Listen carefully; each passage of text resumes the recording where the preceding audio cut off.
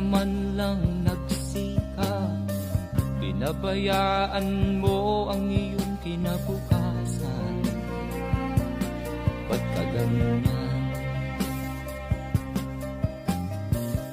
Di naman sila nagkulang, ibinigay ang iyong kailangan.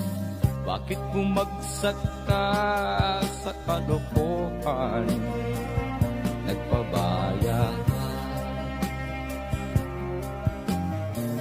lagi kang naglalasing, magulang mo'y di pinapansin. Nais lang naman nila'y sa iyong kabutihan.